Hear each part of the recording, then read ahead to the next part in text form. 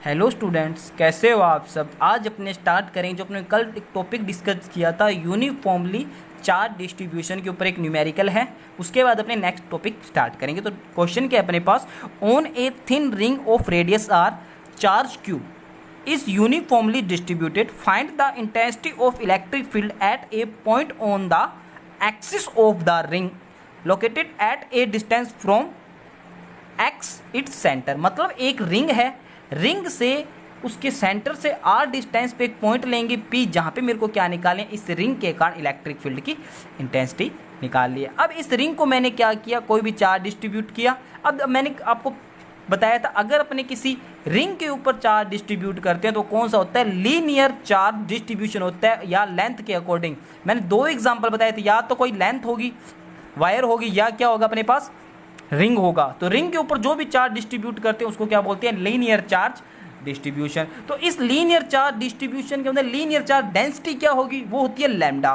तो लैम्डा क्या होता है कि किसी पर यूनिट लेंथ पर जो चार्ज होता है वो क्या कहलाता है, लीनियर चार्ज डेंसिटी। तो उसके लिए अपने क्या करते हैं, टोटल चार्ज के अंदर टोटल लेंथ का क्या कर देते, डिवाइड कर देते।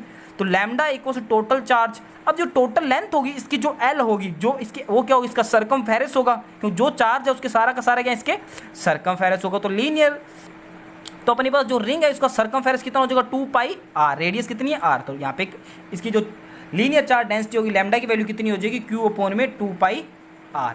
तो अब बात करते हैं आगे। तो consider two element 1 and 2 having length dl. कोई मैंने जो लेंथ थी इसकी एल, उस पर कोई दो एलिमेंट ले लिए स्मॉल, जिनकी लेंथ कितनी है, डीएल है each. Electric field due to this element at point P. उन दोनों एलिमेंट 1 और 2 के कारण मैं उस पी पॉइंट पर क्या निकालूंगा, इलेक्ट्रिक फील्ड की इंटेंसिटी निकालूंगा। The centre on the axis at distance x. और वो पी पॉइंट सेंटर से कितने डिस्टेंस पे है, एक्स डिस्टेंस पे है। तो देखो मैंने एक जो फर्स्ट एलिमेंट ले लिया, यहां पर ले लिया, इसको बोल दिया फर्स्ट एलिमेंट, और सेकंड एलिमेंट यहां ले लिया, यहां ले लिया। इन जो एलिमेंट लिया इसकी लेंथ कितनी है मेरे पास, यहां पर लिख रहा हूं मैं डीएल है। इस एलिमेंट की भी लेंथ कितनी है मेरे पास, डीएल है। ठीक है। अब इस फर्स्ट एलिमेंट के कारण जो पी पॉइंट पर ऐसा अपने काम इलेक्ट्रिक फील्ड के अंदर कर चुके हैं, किसी पॉइंट के कारण जो पी पॉइंट पर, देखो यहां पर कैसा चार्ज है, पॉजिटिव, और पी पॉइंट पर कैसा चार्ज मारेंगे, जो टेस्ट चार्ज होगा पॉजिटिव। इसके कारण जो इलेक्ट्रिक फील्ड की डायरेक्शन है वो अपने को कहाँ मिलेगी, इस डायरेक्शन में मिलेगी। तो इस पॉइंट पर जो इलेक्ट्रिक फील्ड की डायरेक्शन होगी पी पॉइंट पर, वो अपने को कहाँ मिलेगी, इस डायरेक्शन में मिलेगी। कितना मान लिया मैंने, DE1। जो इसकी डायरेक्शन वो कहाँ से रहेगी, पी से P1 की तरफ, पी से P1 की तरफ, इस डायरेक्शन में होगा इलेक्ट्रिक फील्ड। इसी प्रकार मैंने जो सेकंड चार्ज है, सेकंड एलिमेंट है, इस एलिमेंट की जो पी पॉइंट पर इलेक्ट्रिक फील्ड की डायरेक्शन कहाँ होगी, इस डायरेक्शन में होगा, DE2। और इस DE2 की डायरेक्शन क्या होगी, P से P2 की तरफ। तो इस एलिमेंट फर्स्ट के कारण जो पी पॉइंट पर इलेक्ट्रिक फील्ड आया वो कितना है, DE1। और इस DE1 की वैल्यू कितनी, अपने को किसी पॉइंट चार्ज के कारण, किसी पॉइंट के कारण वो पी पॉइंट पर इलेक्ट्रिक फील्ड होती है, कितना होता है, KQ अपॉन में R²। तो बात करते हैं intensity of electric field at point P due to element first. तो एलिमेंट फर्स्ट के कारण जो पी पॉइंट पर इलेक्ट्रिक फील्ड कितना है, DE1 है। और अपने को पता है जो इलेक्ट्रिक फील्ड होता है वो कितना होता है, KQ अपॉन में R²। तो K वैसे Q, मतलब इस एलिमेंट पर टोटल चार्ज Q हो, तो इस एलिमेंट पर कितना मान लिया, DQ चार्ज अपॉन में R²। और ये डिस्टेंस मैंने कितनी ली, दोनों एलिमेंट के बीच में ये R है और ये भी R है, और ये P पॉइंट पर एंगल थीटा बना रहा है, और ये भी P पॉइंट पर एंगल कितना बना रहा है, थीटा बना रहा है। ठीक है। तो KQ अपॉन में R²। सिमिलरली क्या हो जाएगा, जो इसकी डायरेक्शन क्या होगी, रिसीव टुवर्ड्स P से P1 की तरफ, P से P1 की तरफ। अब similarly intensity of electric field at point P due to element second. ये रहा एलिमेंट सेकंड की कारण इलेक्ट्रिक फील्ड की इंटेंसिटी कितनी है, DE2, और इसकी डायरेक्शन क्या है, P से P2 की तरफ। तो देखो DE2 की वैल्यू कितनी है, KDQ, सॉरी ये रहा, इधर है ऊपर। तो DE1 की वैल्यू देखो, पहले एक बार R की वैल्यू निकालते हैं। सॉरी मैंने यहाँ पे R की वैल्यू नहीं बताई पहले आपको। तो इसकी जो डायरेक्शन है वो P से P1 की तरफ है। अगर मान लो मेरे को इस R की वैल्यू फाउंड आउट करी, मतलब तो क्या कर, देखो ये मैंने कोई ट्राइंगुलर ले लिया O, यहाँ पे कोई भी ए पॉइंट मान लो, ये ट्राइंगुलर की बात कर रहा हूँ। तो इसमें ये जो एंगल होगा कितना होगा, 90 डिग्री। और 90 के सामने वाली लेंथ कितनी होती है, हाइपोटेनियस। और इस थीटा के सामने वाली लेंथ क्या होती है, हो जाएगी परपेंडिकुलर। तो ये क्या रह गया, बेस रह गया। अपने को क्या निकालना है, हाइपोटेनियस। अपने को पता है हाइपोटेनियस क्या होता है कि हाइपोटेनियस का स्क्वायर इक्वल्स टू परपेंडिकुलर का स्क्वायर प्लस में बेस का स्क्वायर। तो ये देखो हाइपोटेनियस का स्क्वायर आर स्क्वायर, परपेंडिकुलर का स्क्वायर प्लस में एक्स का स्क्वायर। तो जो अपने पास हाइपोटेनियस है आर के वैल्यू रूट में आर स्क्वायर प्लस में एक्स स्क्वायर, अपने को किसकी वैल्यू चाहिए आर स्क्वायर की, तो क्या हो गया आर स्क्वायर प्लस में एक्स स्क्वायर। अब बात करते हैं इसी प्रकार similarly intensity of electric field at point P due to element 2, इस एलिमेंट 2 के कारण जो पी पर इलेक्ट्रिक फील्ड हो कितना है DE2 और इसकी डायरेक्शन क्या है पी से P2 की तरफ है। तो ये रहा, इसकी वैल्यू कितनी है के डी क्यू अपॉन में, इसके भी आर स्क्वायर की वैल्यू कितनी आ जाएगी ये आर स्क्वायर प्लस में एक्स स्क्वायर। अब अपने को देखो एक बात, यहाँ पे DE1 की वैल्यू कितनी है के D Q R square plus में एक्स स्क्वायर, DE2 की के D Q R square plus में एक्स स्क्वायर। मतलब जो DE1 है और DE2 दोनों का मैग्नीट्यूड तो क्या है सेम है, बट डायरेक्शन देखो एक की इधर है और एक की इधर है, अलग अलग है। तो इसमें हम अपने बात कर सकते हैं जो DE1 और DE2 का जो मैग्नीट्यूड तो वो दोनों का क्या है इक्वल है, DE1 और DE2 क्या है इक्वल्स है। तो DE1 equals to mean DE2 के, अब देखो DQR है, अब देखो इस पर चार्ज कितना है DQ, इस पर भी कितना है DQ, सेम चार्ज है। तो ये क्या कहता है इस DQ चार्ज के पर यूनिट लेंथ पर जो चार्ज होगा वो क्या कहलाएगा लीनियर चार्ज डेंसिटी। सिर्फ इस छोटे से पार्ट की बात कर रहा हूं मैं। तो लैम्डा इक्वल टू क्या करता हूं DQ अपॉन में DL, क्योंकि यहाँ इसकी लेंथ कितनी है DL है, तो DQ की वैल्यू कितनी होगी लैम्डा DL, ये वैल्यू मैंने इसके यहाँ रख दी। तो अपने पास ये इक्वेशन 4 बन गई। अब मैं क्या करूँगा इस दोनों इलेक्ट्रिक फील्ड के कारण इस P पॉइंट पर इफेक्टिव इलेक्ट्रिक फील्ड निकालूंगा, मतलब इन दोनों इलेक्ट्रिक फील्ड के कारण इस P पॉइंट पर इलेक्ट्रिक फील्ड कितना प्राप्त होगा। तो मैंने यहाँ पे इसके P पॉइंट पर एक तो मैंने हॉरिजॉन्टल लाइन ले ली और एक क्या ले ली वर्टिकल, ठीक है। देखो ये एंगल थीटा, तो ये भी कितना होगा थीटा टॉप एंगल, ये भी थीटा, तो ये भी कितना होगा थीटा टॉप एंगल से। तो सबसे पहले मैं DE1 को कंपोनेंट में डिवाइड करूं तो जिस डायरेक्शन में थीटा होता है उस डायरेक्शन में कौन सा कंपोनेंट होगा कोस। तो ये डायरेक्शन किसकी होगी DE1 कोस थीटा, और इसके परपेंडिकुलर कितना हो जाएगा DE1 साइन थीटा। सिमिलरली इसी एंगल की बात करें DE2 के अंदर, तो ये एंगल जिस डायरेक्शन में होगा थीटा तो उसमें कौन सा हो जाएगा कोस। तो ये कितना होगा DE2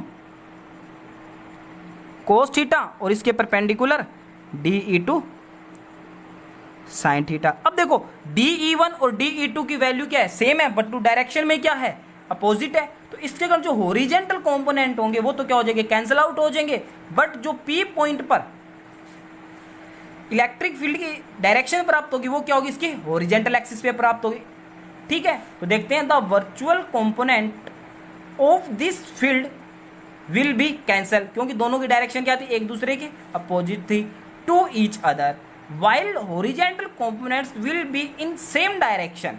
Thus effective electric field due to an element point P is due to its horizontal component. मतलब जो P पॉइंट पर इलेक्ट्रिक फील्ड प्राप्त होगा वो कौन सी डायरेक्शन में हॉरिजॉन्टल लाइन पे अपने को प्राप्त होगा। देखो इस एलिमेंट के कारण जो फर्स्ट एलिमेंट था इसके कारण हॉरिजॉन्टल प्लेन पर हॉरिजॉन्टल लाइन पर इलेक्ट्रिक फील्ड कितना प्राप्त होता है DE1 cos theta, second element के कारण DE2 cos थीटा, ठीक है। अब बात करते अगर मैं इस एक एलिमेंट के कारण इलेक्ट्रिक फील्ड निकालूं तो कितना है DE1 cos थीटा, और DE1 और DE2 दोनों की वैल्यू क्या है इक्वल। तो किसी भी एक एलिमेंट के कारण इस पॉइंट पे मैं निकालूंगा इलेक्ट्रिक फील्ड, तो DE इक्वल टू क्या लिख सकता हूँ DE1 cos थीटा, चाहे क्या लिख दो DE2 cos थीटा लिख, क्योंकि DE1 और DE2 की वैल्यू क्या है सेम है। तो इस एक एलिमेंट का निकाल के मैं पूरे का अगर क्या कर दूं इन पूरे का निकालना है तो मैं क्या कर दूंगा इंटीग्रेशन कर दूंगा, तो उस पूरे रिंग के कारण मेरे को क्या मिल जाएगा इलेक्ट्रिक फील्ड मिल जाएगा। तो DE1 cos थीटा, अब DE1 की वैल्यू क्या है ये रही K lambda DL R square plus X square, K lambda DL R square plus में एक्स स्क्वायर। अब बात करते हैं cos थीटा की, तो मैं यहाँ से इस ट्राइंगुलर से चाहे इसके बात करो चाहे नीचे वाले ट्राइंगुलर से बात करो एक ही बात है। तो मैं इस ट्राइंगुलर से O एलिमेंट फर्स्ट और P इस ट्राइंगुलर से अगर थीटा की वैल्यू फाउंड आउट करूं तो क्या मिलेगी। अपने को पता है जो थीटा के सामने लेंथ होती है वो क्या होती है परपेंडिकुलर, और ये 90 के सामने वाली लेंथ क्या होती है हाइपोटेनियस। तो अपने को पता है थीटा के अपने को देखो ये लेंथ कितनी है, अगर कोस थीटा की वैल्यू निकालें तो कोस थीटा क्या होता है अपने पास बेस अपॉन में हाइपोटेनियस। जो कोस थीटा की वैल्यू क्या होती है बेस अपॉन में है, बेस कितना है x, तो x रख दियो, हाइपोटेनियस कितना है r, तो r की वैल्यू अपने को पता है कितनी है रूट में आर स्क्वायर प्लस में एक्स स्क्वायर, तो रूट में आर स्क्वायर प्लस में एक्स स्क्वायर, तो ये कोस थीटा की जगह मैंने वैल्यू पुट कर दी। तो देखो के लैम्डा डी एल एक्स वैसे का वैसा लिख दिया। अब देखो R square plus X square की पावर 1 है और ये क्या है, रूट है तो हाफ होगी, तो 1 प्लस हाफ कितना होगा, 3/2। तो ये अपने को प्राप्त हुआ किसी भी एक एलिमेंट के कारण इलेक्ट्रिक फील्ड। अगर पूरे रिंग के कारण निकालना तो मेरे को क्या करना पड़ेगा, इंटीग्रेशन। तो thus net electric field at point P is due to sum of fields by each element. जो इंटीग्रेशन होता है किसको बताता है, सम को ही बताता है। तो डी ई की वैल्यू कितनी होगी, K lambda D L X upon में R square plus X square की पावर 3/2। देखो के कांस्टेंट है, लैम्डा कांस्टेंट है और एक्स ये सेंटर से दूरी तो कांस्टेंट ही रहेगी ना, क्योंकि एक्स डिस्टेंस निकालना है अपने को एक्स डिस्टेंस पे, तो ये मैंने बाहर निकाल लिया। और डीएल का इंटीग्रेशन कितना हो गया, एल। अब मैंने आपको बताया जो डीएल है वो क्या है, इसका सरकमफेरेंस, जो टोटल लेंथ है इसकी वो क्या एक प्रकार से सरकमफेरेंस है। तो एल की वैल्यू कितनी हो जाएगी, 2πr।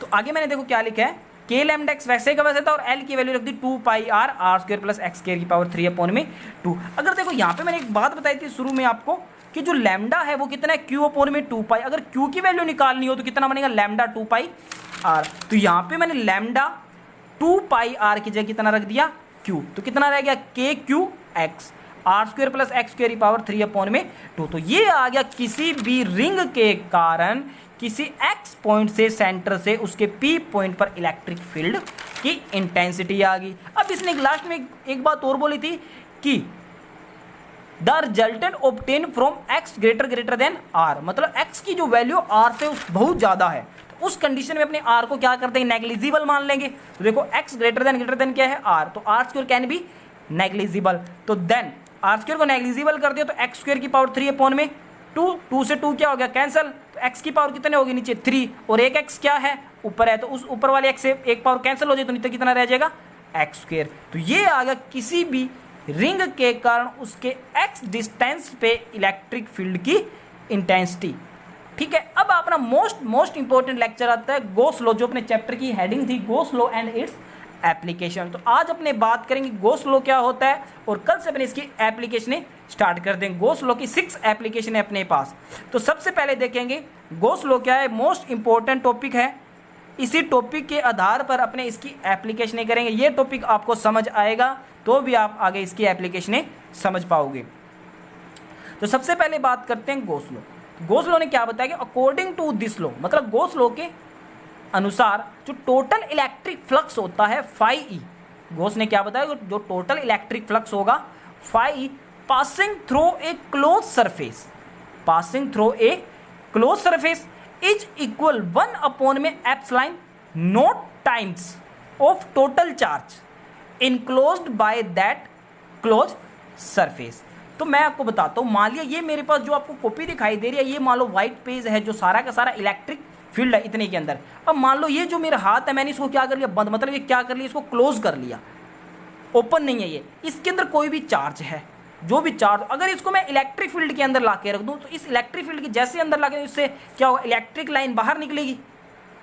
इलेक्ट्रिक लाइन बाहर निकलेगी तो फ्लक्स मिलेगा। तो जो कह रहा है जो फ्लक्स होगा तो इस क्लोज सरफेस के अंदर जो चार्ज है उसका 1 में एप्सिलॉन नॉट टाइम्स होगा। दोबारा बता देता हूँ, ये मान लो मेरे पास इलेक्ट्रिक फील्ड है, इस इलेक्ट्रिक फील्ड के अंदर मैं कोई क्लोज सरफेस ला के रखूँ, इस क्लोज सरफेस से क्या होगा, लाइन्स बाहर निकलेगी, इलेक्ट्रिक लाइन होगी वो क्या होगी, बाहर निकलेगी। तो क्या कहता है, लाइन बाहर निकली है तो इलेक्ट्रिक फ्लक्स भी मिलेगा। तो मैंने आपको पहले बताया था जो इलेक्ट्रिक फ्लक्स होता है, जितनी लाइन्स इसमें से पास होगी उसका इलेक्ट्रिक फ्लक्स उतना ही ज़्यादा होगा। तो अब बात करें जितने लाइन पास होगी इसके अंदर तो फ्लक्स मिलेगा, और वो फ्लक्स की तरह इस क्लोज सरफेस के अंदर जो चार्ज है, इस क्लोज सरफेस के अंदर जो चार्ज है उसका 1 एप्सिलॉन नॉट टाइम्स होगा। तो फाई इक्वल्स टू अपने क्या कर सकते हैं, समेशन क्यू अपॉन में एप्सिलॉन नॉट। जो यहाँ पे समेशन क्यू की वैल्यू होगी इस क्लोज सरफेस के अंदर कितना चार्ज है वो अपने को फाइंड आउट। और टोटल चार्ज कैसे निकालते हैं अपने, उन सभी चार्ज का क्या कर देंगे अपने, सम कर देंगे। तो अपने पास जैसे मान लो इस क्लोज सरफेस के अंदर मान लो चार्ज है 5 कूलम्स -2 कूलम और 3 कूलम, ठीक है। तो टोटल कितना हुआ, 8 कूलम -2 कूलम, तो कितना रह गया 6 कूलम। तो टोटल चार्ज कितना हुआ है इस क्लोज सरफेस के अंदर, 6 कूलम। इस प्रकार से अपने इसके अंदर टोटल चार्ज निकाल लेंगे। तो अपनों पहले फॉर्मूले में पढ़ा था कि जो इलेक्ट्रिक फ्लक्स निकालते हैं वो क्या होता है, E vector dot D S vector, वो किसके इक्वल आ जाएगा, समेशन क्यू अपॉन में एप्सिलॉन नोट के। मैं आपको पीछे दिखा देता हूं जो लेक्चर में मैंने आपको फाइंड आउट करवाया था। ये रहा जो इलेक्ट्रिक फ्लक्स निकला था phi E equal to close surface E dot D S. अगर डॉट हटाऊंगा तो क्या आ जाएगा मेरे पास थीटा एंगल। और ये फाई ई अब क्या है किसके इक्वल आ रहा है समेशन क्यू अपॉन में एप्सिलॉन नोट। तो ये वैल्यू उस वैल्यू के अपने बराबर रख सकते हैं कि वो दोनों क्या है अपने पास फ्लक्स है। तो ये अपने को फॉर्मूला मोस्ट इंपॉर्टेंट याद रखना है। इस फॉर्मूले के आधार पर अपने गॉस लॉ की एप्लीकेशन निकालेंगे। तो जो phi E dot T S होगा किसके इक्वल है समेशन क्यू अपॉन में एप्सिलॉन नोट। जो यहाँ पे ई क्या होता था इलेक्ट्रिक फील्ड होता था। अब गॉस लॉ की कुछ इंपॉर्टेंट फैक्ट्स है वो अपने को याद रखने हैं। मैंने एक बात बताया गॉस लॉ के अंदर कैसा सरफेस होना चाहिए क्लोज सरफेस होना चाहिए। अगर क्लोज सरफेस नहीं है तो उस कंडीशन के अंदर गॉस लॉ नहीं लगेगा। तो बात करते हैं if a body is not inclusive, एक बॉडी है वो क्लोज नहीं है, any charge then total electric flux linked body with zero. अगर मैंने बताया कोई सरफेस है वो खुला है मतलब क्लोज नहीं है, उसके अंदर जो फ्लक्स होगा वो कितना होगा जीरो, क्योंकि अपने को पता है जो गॉस लॉ होता है वो एक क्लोज सरफेस के लिए ही लागू होता है। ठीक है। अब सेकंड पॉइंट क्या कहता है if A close body enclosing A an electric dipole total flux link, वो भी अगर मान लो एक क्लोज बॉडी है उसके अंदर मैंने एक इलेक्ट्रिक डाइपोल रख दिया तो अपने को पता है जो इलेक्ट्रिक डाइपोल होता है, मान लो ये मेरे पास क्या है एक इलेक्ट्रिक डाइपोल ऊपर बना रहा हूँ मैं, एक माइनस क्यू चार्ज होता है एक, इसको मैंने क्या किया क्लोज कर दिया, इसको उठा के मैंने इलेक्ट्रिक फील्ड के अंदर ले, मतलब ये मान लो वाइट पे यही इलेक्ट्रिक फील्ड है। तो अपने को पता है इस क्लोज सरफेस के अंदर टोटल चार्ज कितना हुआ, क्योंकि दोनों चार्ज क्या होते हैं सेम होते हैं परंतु उनके जो साइन होते हैं वो क्या होते हैं अपोजिट। और टोटल चार्ज कितना हुआ इस क्लोज सरफेस के अंदर जीरो। तो अपने को पता जो फ्लक्स होता है वो फाई इक्वल समेशन क्यू, तो समेशन क्यू की वैल्यू कितनी होगी जीरो। तो यहाँ पे फ्लक्स भी कितना हो जाएगा जीरो हो जाएगा। टोटल चार्ज कितना हो जीरो तो फ्लक्स भी कितना, तो समेशन क्यू की वैल्यू जीरो है तो फाई भी कितना हो जाएगा जीरो हो जाएगा। लास्ट तीसरा इंपॉर्टेंट फ्लक्स क्या कहता है electric flux is independent of the shape and size of body. मतलब क्या कहता है कि जो इलेक्ट्रिक फ्लक्स होता है किसी भी बॉडी के साइज और शेप पर डिपेंड नहीं करता, बट कंडीशन क्या है वो जो अपने शेप और साइज की कोई बॉडी ले रहे वो हमेशा क्या होनी चाहिए क्लोज होनी चाहिए। पहले मान लो छोटे सा पार्ट ले उसके अंदर मैंने क्यू चार्ज रख दिया उससे फ्लक्स उतना ही पास होगा, अगर उसको बड़े किसी बॉडी के अंदर रख दे क्यू चार्ज वो तो फ्लक्स उतना ही पास होगा अपने पास, क्योंकि चार्ज कितना है क्यू है। तो ये था अपने पास आज का लेक्चर गॉस लॉ पे। Thank you.